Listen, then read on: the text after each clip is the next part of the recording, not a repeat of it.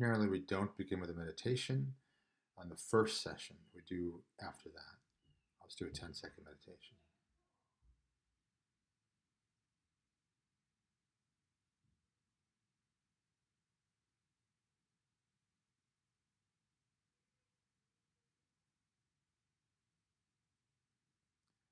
And the reason we don't meditate in the beginning is we just want to get a baseline. So in every other session, we want to do a meditation, whether it's guided or silent.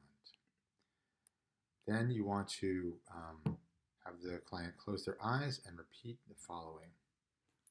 You can show it to them as well. The first time, don't show it to them. The second time, do. Ah, A, E, I, O, U. You saw I opened my eyes because I couldn't remember what was next. We want that initially, just to see if it causes any disfluency. Probably won't. And then we go through adding each consonant. Ba, be, bi, bo, boo. And then you go through all the consonants. Then you go to SH, sha, she, she, TH, tha, the, the, ja, j, g, and ja, j, g. And all the clusters, SPL, spla, splay, splee, STR, stra, stray, stree. And you want to start, when you begin doing this, you want to do it slowly. As the sessions move on, we can begin to do this faster. But it's just training the basal ganglia and the putamen and the cerebellum that you can do this without disfluency. If there is a disfluency, you want to be aware of any thoughts that came, or any impatience or something like that. The idea is to be 100% focused on motor movements and sensation. In step 6, you want to feel your heart at peace.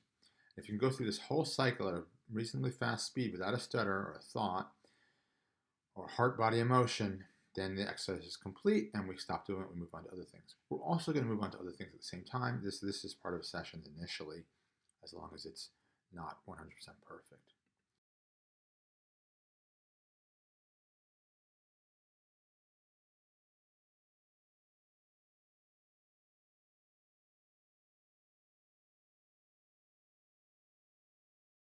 Then we want to meditate again and use all of those same sounds, but this time we don't do any voicing. You start with moving your tongue and your teeth and your jaw, your lips, but then you don't even do that, right? So initially it might be like pa, pe, pi. And you're trying to like really just pretend you're doing it. It's the way a tennis player learns how to play tennis. They go to bed and they practice that. Now that's something you can do when you go to bed as well. And just go as quickly as you can, but keeping calm. If you aren't calm, you can slow it down. And then during the session, we explain more about short phonation intervals and the data. Then we use the app a second time. This is step 11. We speak slowly. We pause often, but not super slowly, not really long pauses, not too many pauses. And you want to repeat a phrase that I've given to you. It's based on what I'm learning about you. And so if there's no stutter, then you can increase your speed using the app and thinking of that phrase or even repeating that phrase. But if there's disfluency, then you go back to longer pauses and the more longer vowels. And you want to note if you have any disputes or conflicts or issues with the phrase that I gave you. Okay? And then finally, step 12. Before, during, and after, notice how your heart and body feel, and notice if there's any body tension, emotion, or thoughts that immediately precede or come after a stutter. Thank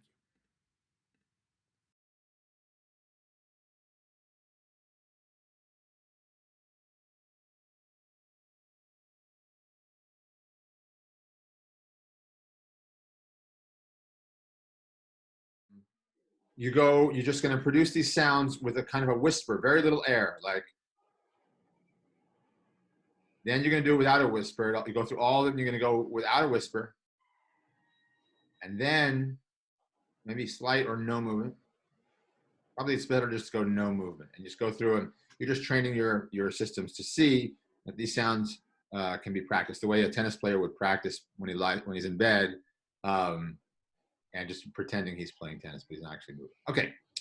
And it's good to do this before bed because when you're sleeping, different parts of your brain are activated. So they may be especially subconscious, so it may be helpful. And you saw how I extended that sound just because I saw that I was stuttering. I would suggest only extending your vowels. Okay? Mhm.